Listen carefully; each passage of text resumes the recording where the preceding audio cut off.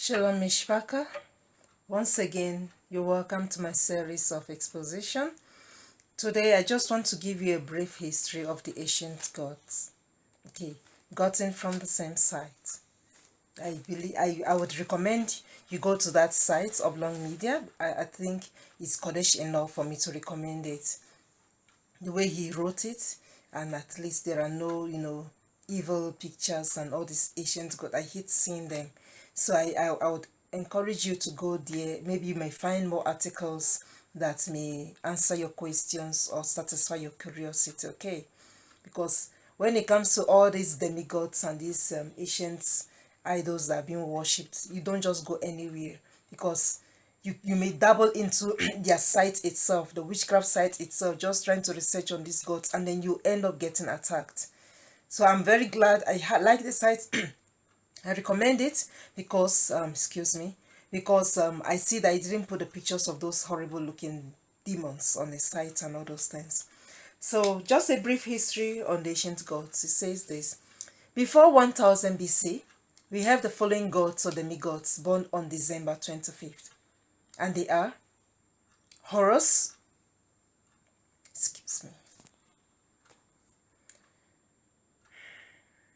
Osiris, I hate to mention them.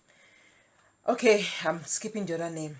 Before 200 BC, we have Mithra, Hercules, you wrote Heracles, I think it's a mistake, Dionysos, Tammuz, Adonis, and others. He said, see all about Adam and Eve by Richard Gilloli. I didn't go through there unless Yahuwah or the Ruach permits me to. Some of these characters you see below were also born to the virgins. Osiris, via Arthur Force. Interestingly, in ancient mythology, many gods are born to women with names derived from Ma, meaning mother. Mara in Syrian myth, Maya in Greek myth, Maya in Hindu, Mary in Hebrew. Now, let's not lose focus here. I hope that you are not forgetting the reason for which I am doing this exposition, this taking you back down memory lane a little bit. That's because of what I say, that the next series of exposition is going to be really scary.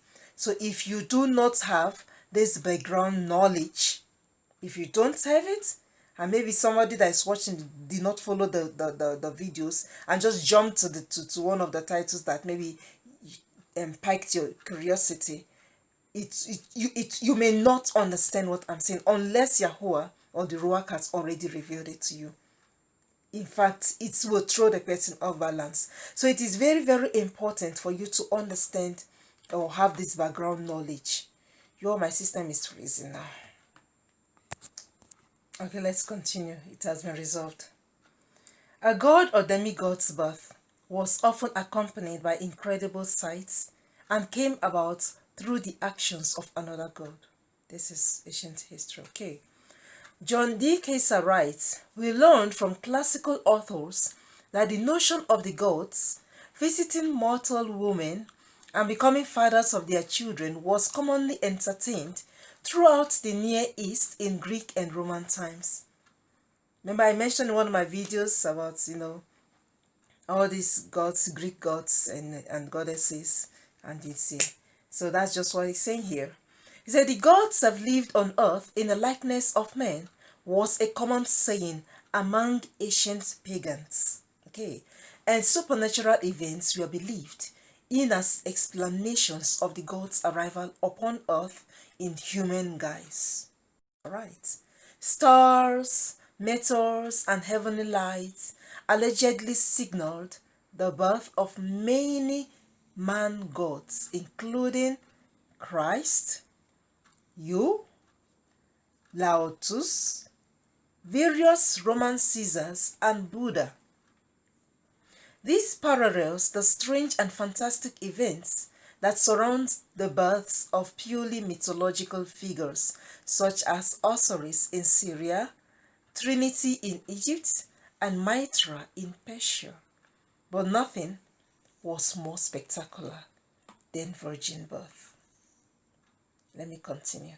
Now, via Wikimedia, Virgin birth and a reverence and obsession with virginity was a common theme in ancient religions before the time of Christ and near where Christianity originated. Okay, he's recommending see the ancient beginnings of the virgin birth myth by Kisa. Now it marked the child as special, often divine. Okay. Now 2000 years before Christ, the virgin Egyptian queen Mut-em-Or gave birth to Pharaoh Amenhotep III. Mut-em-Or had been told she was with child by the god Thoth, and the god Neb impregnated her by holding a cross, the symbol of life, to her mouth. This was written there. Amenhotep's birth was celebrated by the gods and by three kings who offered him gifts. Is it not similar to the Jesus Christ story of his birth? Let's continue. Ra, the Egyptian sun god, was supposedly born of a virgin. Okay, next. Horus was the son of the virgin mother Isis. Ra, sun god, born of a virgin. Net. Now, in Egypt and in other places such as Assyria, Greeks, Cyprus, and Carthage, a mythological virgin mother and her child was often a popular subject of art and sculpture. You can research it, you can see, but this is the images are not worth looking at because it transgresses the commands of Yahweh. Attis, a Phrygian Greek vegetation god, was born of the virgin Nana. By one tradition, Dionysus, a Greek character, half god and half human, was the son of Zeus, born to the virgin Persephone. There you go, a lot of virgin births. And then they just combined all of them and gave it to Jesus Christ, whom the whole world, or most part of the world, is worshipping instead of worshipping Yahweh. Persephone also supposedly birthed Jason, a character with no father, human or divine. Perseus was born to a mortal woman named Danae and fathered by Zeus. Zeus also slept with a mortal woman, though daughter of a name, named Lo, and they had a son and a daughter. And he slept with a mortal leader who gave birth, actually hatched, Helen of Troy and other offspring. Do you remember that Greek story about Helen of Troy? That was a very beautiful queen and caused countries to go to war. There you go. That's how she came about. Now, even Plato in Greece was said by some to have been born to a virgin. Persephone and fathered by the god Apollo, who gave warning to Ariston, Perseon's husband-to-be. You see, warning, just exactly the same thing with Mary's story. An angel came and healed her. First, that is wrong. That is so wrong. No. Now, yeah, of course, an angel would do that, a fallen one, because angels refers to fallen ones, those that are of Satan, the adversary. When you say Malachim, you're referring to the Most High. You're referring to his messengers. You're referring to the messengers of Yahweh. So now, can you imagine how it is? He said, healed. He healed her and called her name. No, there is only one person you hail. There's only one person you worship. Yahweh El Shaddai. So, you see now that story. That's why I said, when Yahweh allows me, I'll come to it and I'll break it down. Any being that comes to you, whether it is spirit or whether it is angel, whatever it is, and that being is worshiping you, is hailing you, that is of Satan, that is not from Yahweh. There is no Malachim from Yahweh sent to you that will worship you first. The highest they can say to you is peace be to you. The only highest they can say is shalom. Not to start hailing you, not to start worshiping you. Now, I pray your eyes will be open to understand how the renewed covenant has all been intertwined with this ancient Greek mythology and other things to cause those that are in the Christianity religion to be practicing idolatry instead of worshipping the one true Elohim and creator of the Shamayim and earth. Let's continue.